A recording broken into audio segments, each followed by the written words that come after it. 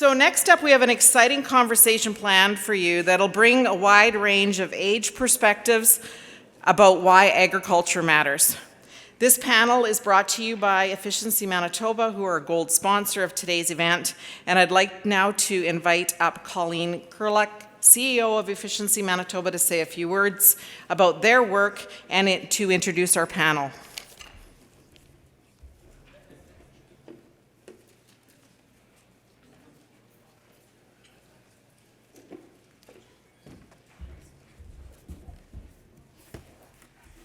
Oops, I don't need these. Thank you so much. And just want to, first of all, big thank you, and it's a pleasure on behalf of Efficiency Manitoba to be here as the gold sponsor for this annual meeting, and also celebrating Keystone Agricultural Producers' 40th year, providing a unified voice for farmers. So congratulations to CAP and all its members. For those that have not yet heard of us, or perhaps have heard of us in passing but are not quite sure what we're all about, we are Manitoba's newest Crown corporation with a focused mandate on supporting Manitobans with implementing energy efficiency in their homes and businesses. And uniquely from past efficiency programs delivered in Manitoba, we have taken a very deliberate approach to ensuring that agricultural customers are seen in our programs and offerings. And so since our inception, we have been active listeners aiming to ensure that we are meeting the unique and diverse needs of ag producers. CAP is actually serving as one of the members of our Energy Efficiency Advisory Group, which has a direct and meaningful impact on our program design, marketing, and communication. That CAP representative is Neil Van Overloop, and so if there's anything that you want to make sure we're hearing, you can feel free to connect with him. Today we have grown to over 40 programs to assist Manitobas in their energy efficiency journey. I encourage you to visit our website at efficiencymb.ca, or even better, talk to one of our team members that are in attendance today and or tomorrow. And I'm not sure if Stacy came in the room yet. I don't see her waving at me. She's over in the trade show booth next door, and she would love to have a conversation with you. And I also have Tracy and Nancy that I'll have wave, because I like to make sure everyone knows where we are. So please connect with these individuals. And I would just like to very quickly touch on energy efficiency and its role in the energy transition that is taking place not only locally here in Manitoba, but globally. And so with the rapidly progressing trend of decarbonization and the transition to electricity for buildings and transportation, our electric grid will be facing an unprecedented challenge of balancing this new demand, which in some scenarios represents a nearly 3 to nearly 4-fold increase in demand. And this is alongside the equally important objectives of energy affordability and energy security. So energy efficiency, which has long touted the financial, comfort, and convenience benefits for those that install or retrofit for efficiency, is now also a crucial player in the energy transition that will have much broader impacts.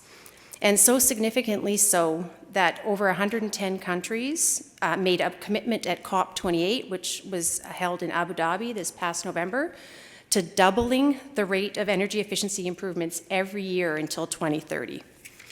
So not only does energy efficiency improve the resiliency of your homes and operations by lessening the impact of future energy price increases, but it is also delivered through a local economy of suppliers, contractors, and consultants that install and support these important products and services. And also, a benefit that is more important now than ever, energy efficiency can assist in deferring the need for major utility infrastructure investments required to meet that growing demand. And those are investments that also tend to impact our rates and hence affordability. So energy efficiency is no longer merely a choice that we have. We actually see it as a necessity for our future. And so I'm here to introduce a panel that's going to be talking about agricultural matters. And one of the last lines in that subject line for the panel caught my attention, and that was doing the right thing. And so by my book, energy efficiency is most certainly about doing the right thing, and on several fronts. And so again, we would love to hear from you, so please reach out to Efficiency Manitoba or its team members, and we're definitely here to help you. So with that, my actual job here is to introduce your panel moderator, and that is Brenna Mahoney. And so Brenna is currently the General Manager of Keystone Agricultural Producers. Brenna is focused on building a strong primary agriculture advocacy capacity in Manitoba by ensuring communications and outreach are at the foundation of all organizational efforts. Brenna has contributed to and built national coalitions and partnerships focused on advancing the Canadian brand, farm practices and market access, public trust, grain nutrition and health, and sustainability. She holds a bachelor's degree in human ecology with a major in clothing and textiles/textile sciences from the University of Manitoba. And after working in her field, she pursued her certification in human resource management from Red River College. She has significant experience working in project management, communications, and consensus building. And this last point, I can confirm with like a 1-minute meeting of Brenna. Brenna has a passion for agriculture and working with the members of the entire value chain to ensure positive collaboration from all aspects of the Canadian agricultural industry. So here's Brenna.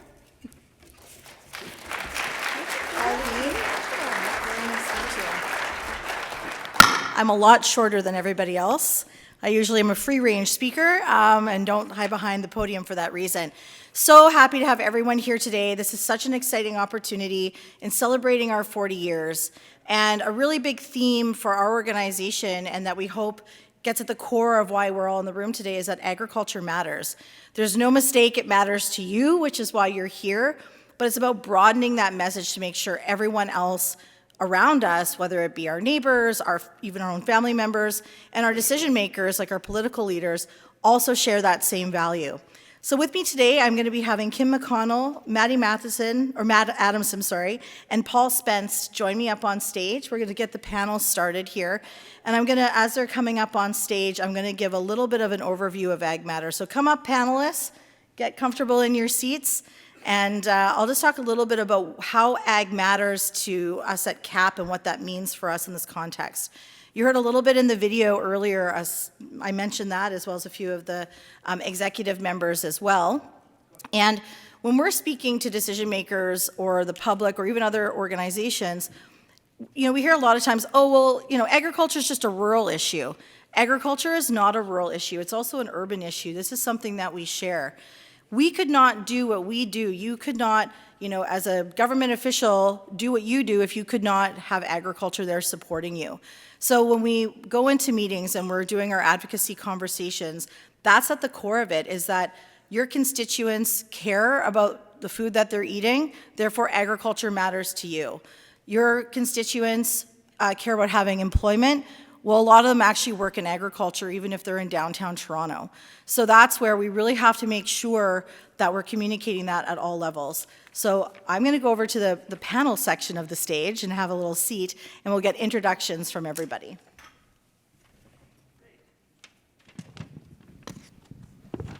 Testing, testing. Okay, we're live on the mic. Well, thank you, panelists, for joining me here today and all of us here with the Keystone Ag Conference. So, Miss Mady, why don't we get an introduction from you and who you are? Hi, I'm Mady Adamson. I'm 11 years old, and my family farms near Rosetown, Saskatchewan. I'm very passionate about sharing about agriculture, where your food comes from, and helping promote positive agriculture. Wonderful. I think you said it perfectly. And I'm sure a lot of people in the room already know who you are, Mady. So I'm a little bit starstruck, to be honest. So very happy to have you here beside me. Paul, you next. Hi, good afternoon, everyone. My name is Paul Spenst. I'm one of the owners of Spenst Bros Premium Meats. We own it together with my dad and my brother. And we've been our company has been in business for, I guess it's pretty close to 20 years. I have 4 kids and a wife, 25 years so far. And we're pretty passionate about making good food. Wonderful. Save the best for last here. Kim McConnell, please introduce yourself. Okay, I'm Kim McConnell. First off, I'm absolutely delighted to be here, and congratulations on 40 years for CAP, and it's an honor to be with a celebrity. So it's good to be. I'm originally from a farm boy from Hamiota, Manitoba, and damn proud of that, I will say. A number of years ago, I got into the marketing communications business, started an agency in the basement of the house that became quite large, North America-wise. I stepped away from that. I'm now into what I like to say phase 3 of my career. Phase 1 was when we ran the business. Phase 2, I moved in and became more directional leadership. But now I'm in a new club. I'm in the old white English-speaking male club. And we're not that popular, I should add. So I'm now into phase 3, which is inspirational leadership, and I get to be able to spend time with a number of companies and organizations, and I get to mentor 7 younger emerging executives, and having a blast doing that. So I'm the old guy, and here's the young ones, and it's good to be in that order. It's almost like we did that on purpose, Kim.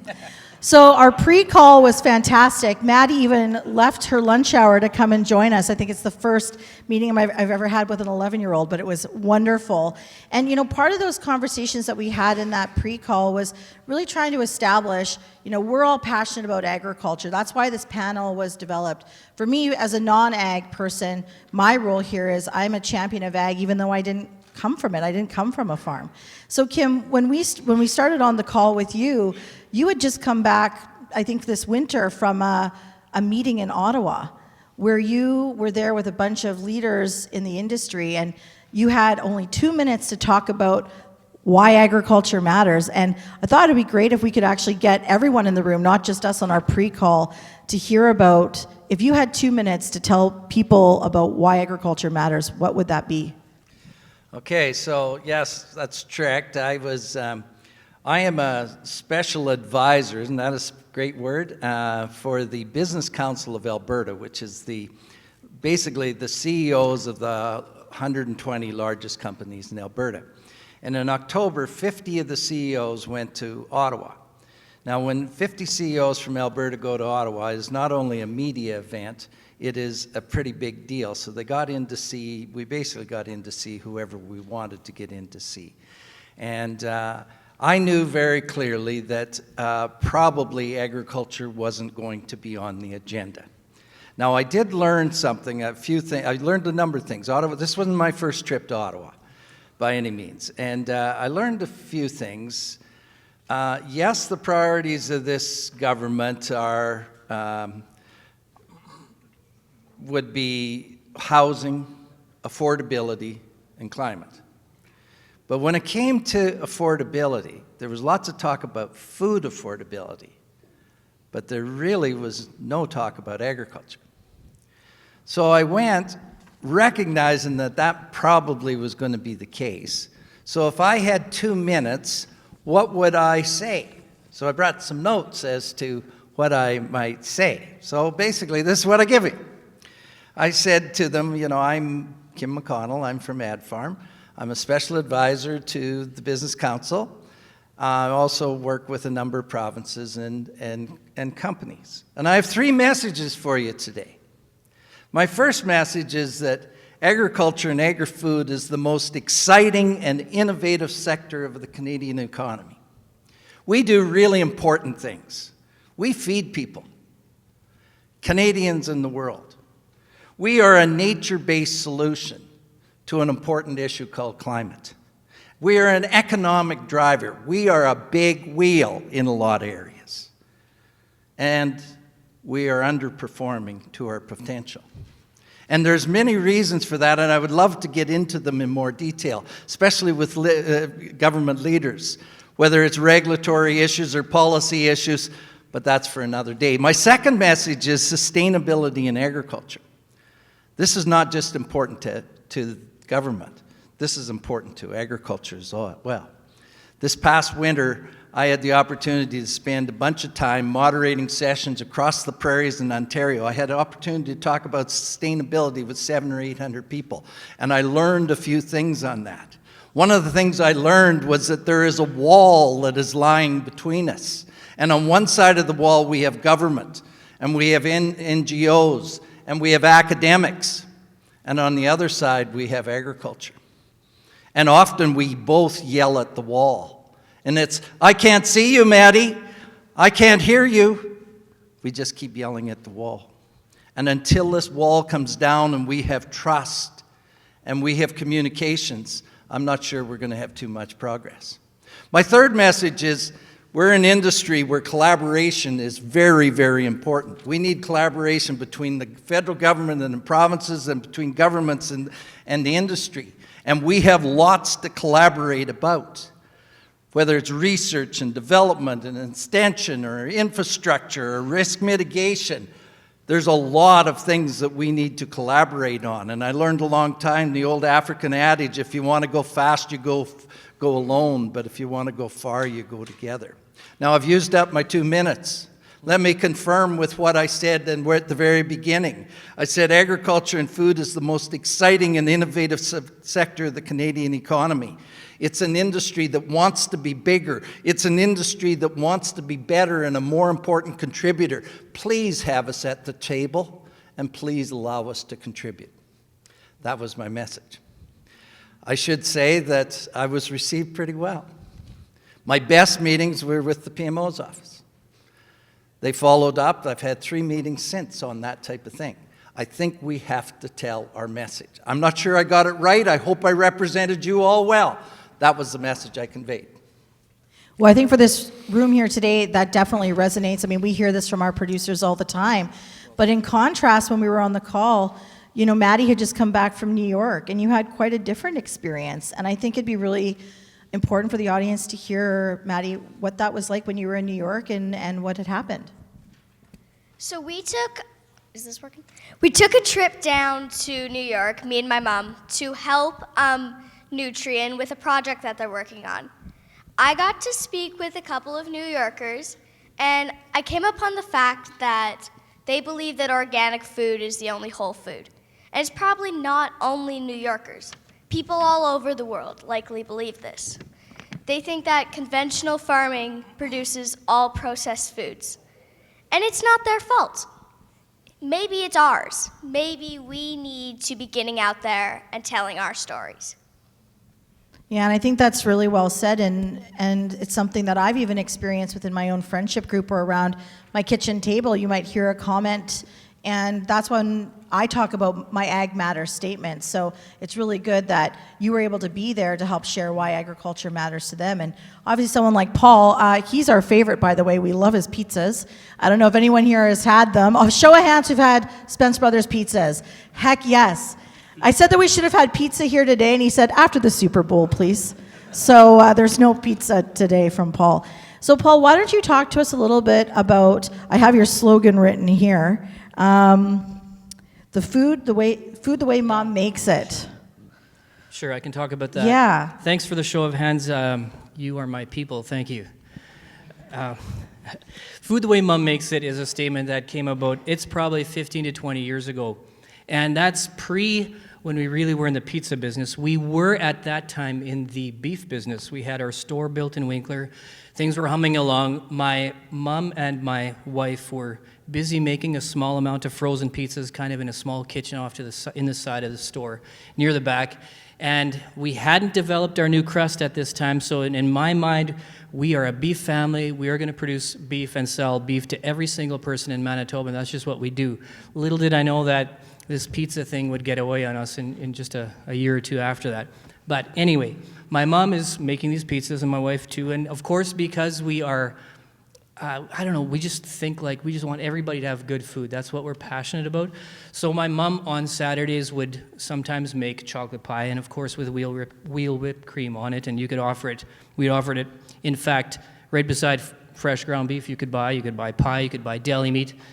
And so I remember this one time, and I won't forget it because it had a big impact. There was a customer that came through the store, and it was my job to cut steaks and serve the people and so on. And this particular day, this guy comes in, and he saw the pie there, and I could tell him he wanted this pie, but he had some apprehension, and I didn't know why because, I've had my mom's pie, and this is obvious to me. Just buy the pie, how hard is this?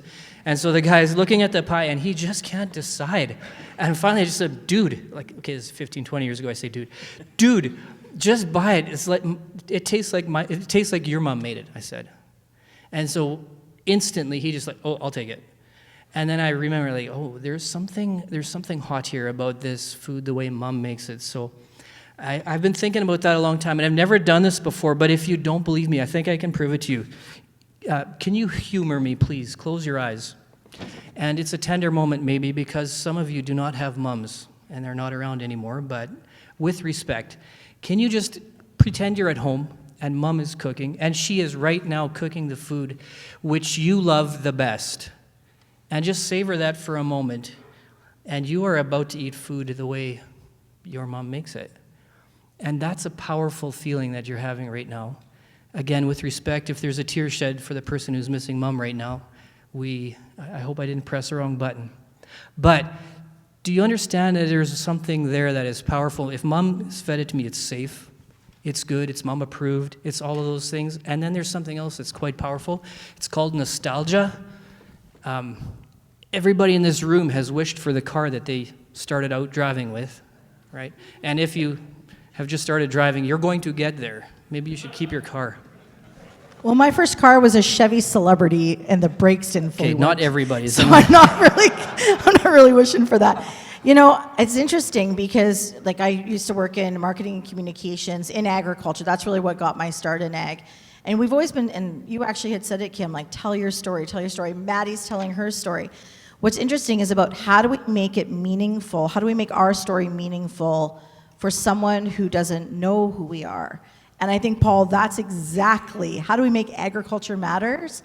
That is actually exactly what you've just done. Is that, you know, actually for my memory was fresh bread coming out of the oven, and much to my mom's chagrin, I would cut the bread when it was still warm, so the loaf would sink down, and I'd put butter on it. It was amazing and delicious. And wouldn't you know that wheat came from Canadian farmers? And so it's interwoven into all of us. So I think that's a really important message.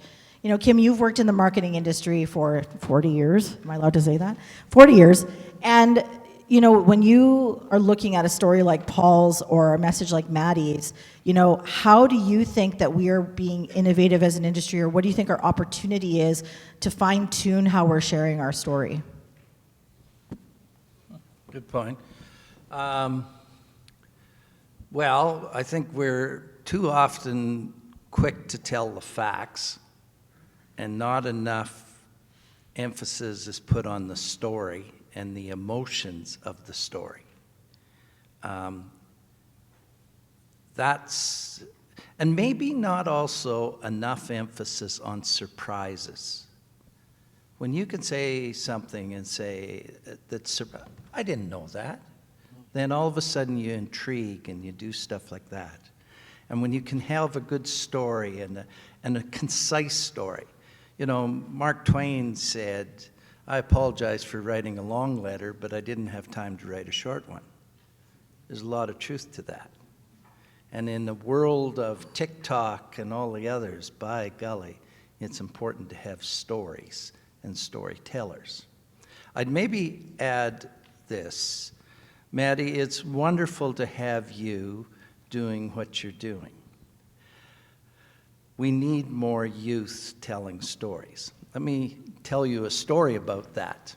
A number of years ago, McDonald's was starting to do a bunch of things in the beef industry. And they were putting quite a bit of money into having what they call verified sustainable beef, which became the Canadian Roundtable for Sustainable Beef. And the international CEO, the global CEO, was coming to Canada.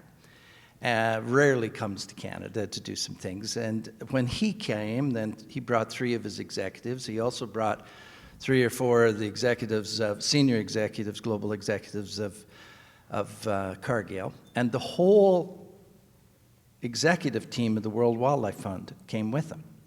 And I was asked if I would speak to this group. And I said, no, but I will bring 2 young people with me. And I brought Rosie and Brody, and they were 23 years old. And we put them on bar stools just like this, no notes. I just asked them questions just like you're doing. We were supposed to have 20 minutes. At 65 minutes, they cut us down because we were going too long. I got to say the last question, and my last question was, Brody and Rosie, you have some very powerful people in the room today. They're calling you. He's a busy very guy. Powerful. Yeah. Pizza, It's a please. scammer. You have some very powerful people in the room today. What's the one message you want to leave with them? And Brody said, in my county, there are 3 producers under 30 years of age. We're told we're the future. We're told we're the ones that are going to raise the cattle for the beef for your hamburgers. We got to make a living too. Pretty good message. Rosie said, we have a problem. You have a credibility problem. I'm young. I have credibility. I don't have a platform. You have a platform. Maybe we should work together. Now, John Betts was the president and CEO of McDonald's Canada. He loved Rosie. He did what Nutrient's doing with Mady. He took her lots of places to be able to convey. The message I'm trying to say is we got to get our message right. We got to keep it concise, but we also have to have the right spokespersons. And in many cases, the spokespersons are younger and people that can relate to the audience a little better. So what does that mean for an old gray guy like me? I think our role is to be the supporters and the coaches and the background so that Mady can give a better presentation, so she can do whatever it is, so she can invite them to our farms and do different things.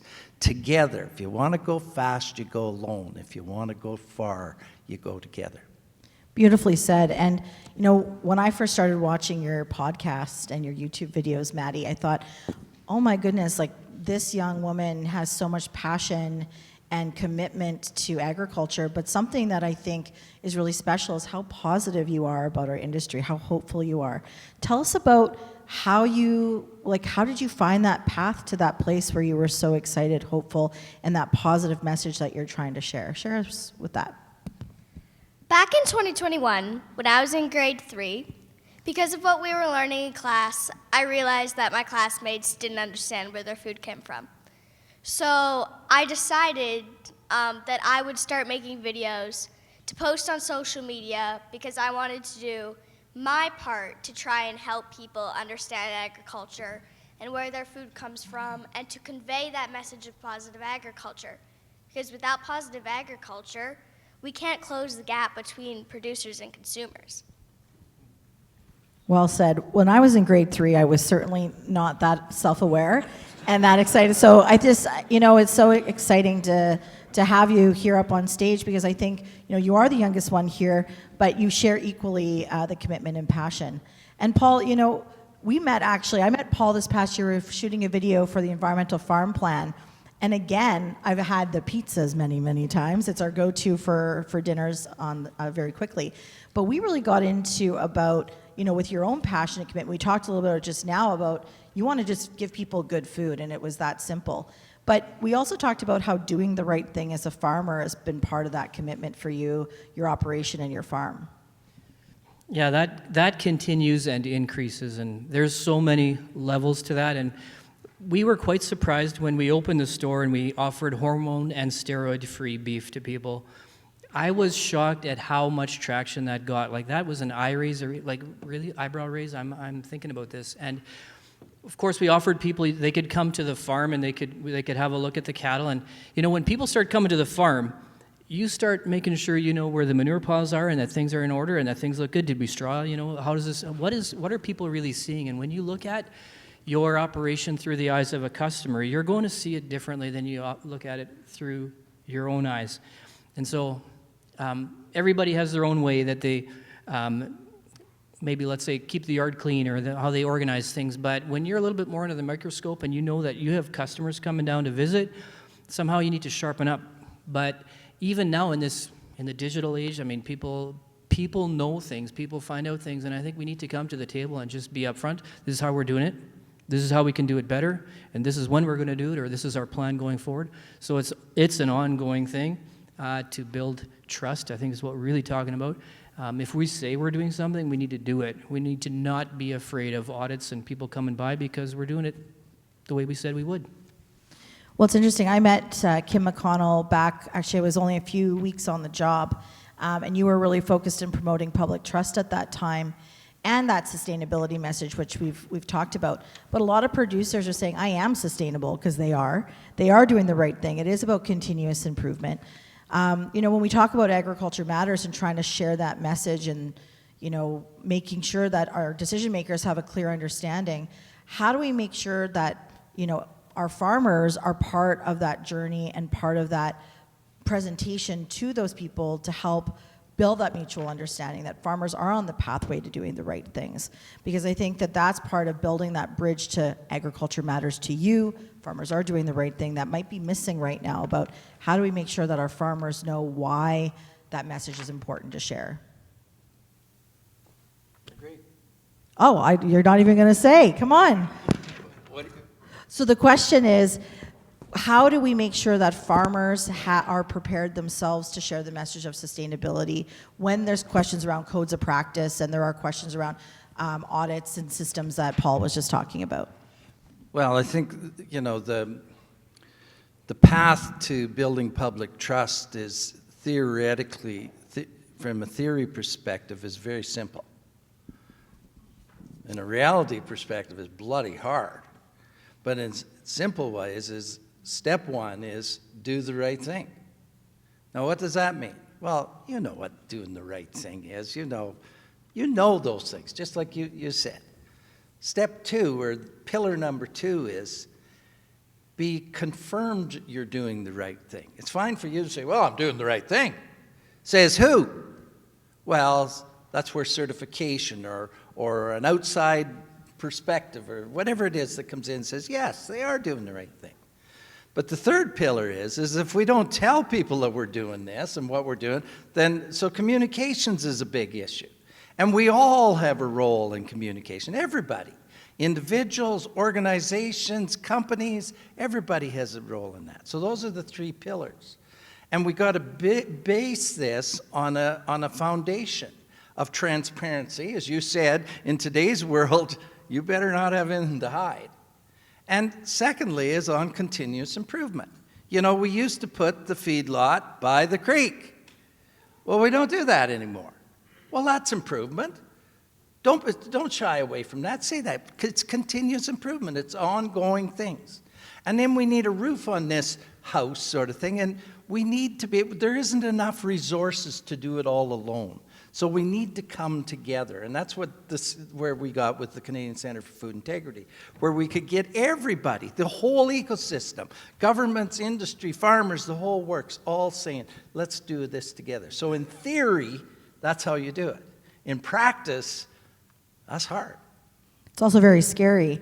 I actually think one of the themes in that, though, is that innovation part, that continuous improvement is a part of innovation. And Paul, that's something that we've actually talked a little bit about around, growing your business, growing your own economic value is part of that innovation element of your business. Do you want to talk about maybe a few examples of your operation today and how innovation plays a role in that? Sure. So I'm going to talk about, let's say, the pizza side for now.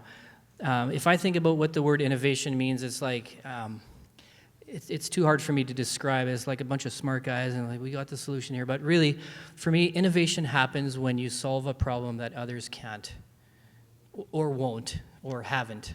So every time we see, let's say, and I'm going to just use a real example. So we would like to be able to freeze pizzas faster. So how are we going to do this? Every other pizza company that has come up to this point is going to be facing or has faced this same problem. So there's all kinds of different solutions. We can talk about mechanical freezing. We can talk about, larger freezers of blast capacity. And, we have all these different methods. The tunnel freezer brings its own, nitrogen and so on. And where do we get the nitrogen from? How are we going to answer for that in the future? Because that's something that's coming up too. Can we harvest nitrogen out of the atmosphere and use our own nitrogen to freeze the pizza? These are like, if you think about it, like I'd rather just plant wheat and just do it like that. I love it. But we got to solve this problem, and it helps me to always get to the innovative part, like the solving the problem that somebody else won't. When I know that if we can do it, that is our ticket to success. Like that's like, okay, then we buy more, then we buy success. We buy more chance to do this food thing. I love doing it, so I want to keep going. I know your passion is clear. I'm also passionate about pizza. Mady, you talked about your classroom schoolmates that really motivated you to start reaching out on social media. Can you give us a couple examples, or even just one, of where you saw someone really understand the message that you were trying to deliver, and just give that example of what that felt like to have someone understand the message that you were trying to deliver to them?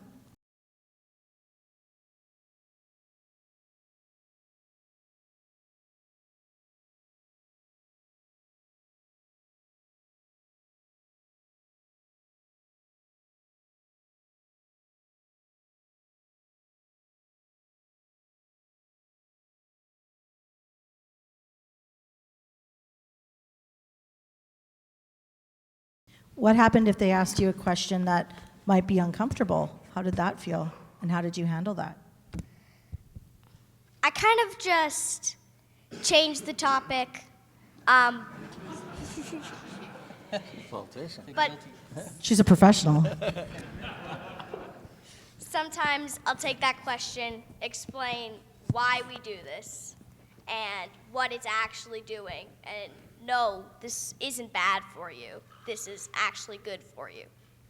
What would happen if you didn't have the answer to something? How would you give them the information in the future, or would you find another person to provide that information? How did you fix that problem?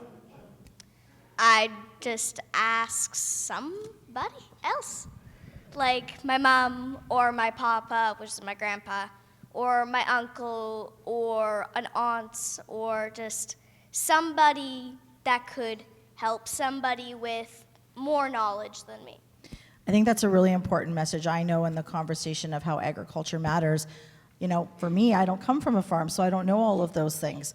So in my pursuit of trying to tell the story of agriculture, relying on other experts is really important, and helping build confidence and that credibility to the message. So we're nearing the end of our presentation today, and I can't thank all of the panelists here enough for sharing this passion and their experience and their expertise with us. And I thought it'd be really interesting to just do a final round about, when I say agriculture matters, we've heard a lot about how that means to you, but if you could sum it up about why your commitment to sharing that story has been here, what motivates you to share that story, and continue to share that story, that would be really helpful, I think, for not only myself, but the audience today about, that message, why it matters, and why you want to continue sharing that journey. Start with you, Mady. So, to me, agriculture matters. Without agriculture, agriculture is the backbone of the economy. So, 1, without it, the economy would be different. 2, we might not have food. 3, that means we don't have people.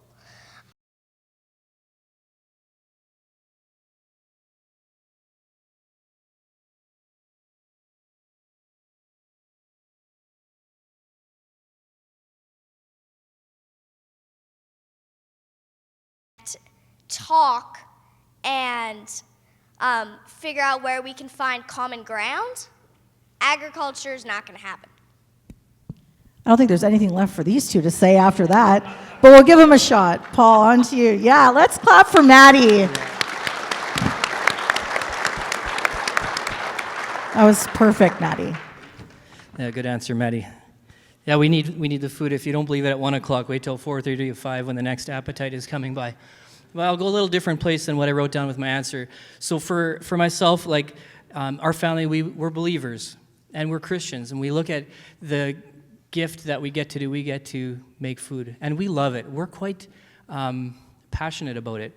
And when we talk about things like stewardship and doing the right thing, it's something that it should be, and if we're acting according to our faith, we're doing that already. We want to take care of this creation. I view the land for us as it's something that I've been given while I'm alive. I'm the steward on duty, is how I sometimes think of it, and so I have a responsibility to take care of it.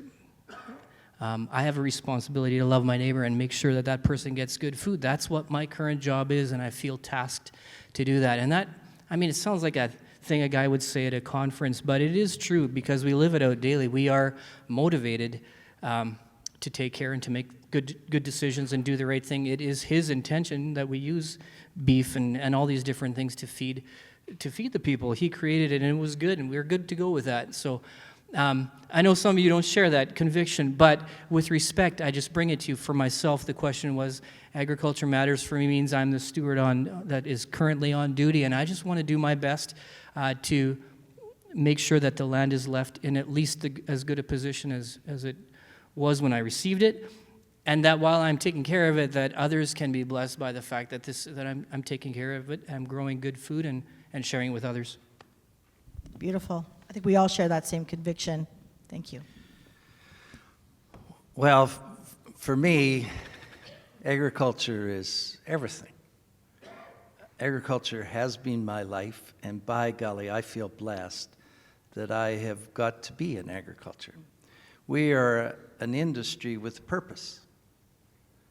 Not every industry can necessarily say that. We do important things. We feed people. We provide food and clothing in a lot of ways, and increasingly we're providing fuel. We have a purpose. Wow. I think as we look at what we could do and where we could be, we need more people to get involved in our journey as we're going forward here. And I think we have a message to so many people, so many young people. Consider a career in agriculture. Anything you love, you can do in agriculture. You love gaming? Wow, we need robots. You love science? We need research. You love the arts? We need communicators. You love the environment? We got sustainability opportunities. You love money? We got banking. We got investments. Whatever you want to do, you can do it in agriculture. And you can do it and make a difference. Wow. I think we have one other challenge, though, and that is that too often we're a little underappreciated. And I think we have to elevate that a step further. And just imagine when we can start doing some things where we have sustainability turns into a profit generator for us and adds more money. When farmers make money, amazing thing happens, doesn't it? They spend it. And when they spend it, the rural economy does better and the bigger economy does better. But there's another thing that happens. We get all jazzed up about our industry and other people get excited about that. So the sooner we can start making some things that increase the revenue and the farming potential even better than it is, that's good for everybody. So I'll come back and say, yes, I'm old, Mady. I chose the right profession. You're young, and I think you're choosing the right profession. And together we can all do this like you wouldn't believe. Let's make it happen. Well, I don't think anything else needs to be said further because I think the panelists have said it perfectly. But really want to thank each and every one of you for being here and sharing your passion and your commitment. That is something that we all share, and it's making sure that we're directing that together to where it matters. And it is sometimes in the grocery store aisles, and it is sometimes at family dinners, and it is sometimes in front of politicians. So making sure maybe there's a few principles here that you'll all be able to take away and think about in your next conversation where you're trying to ensure that the people around you value what you do and what your neighbor does and what people like here our panelists do as well. So thank you to the panelists.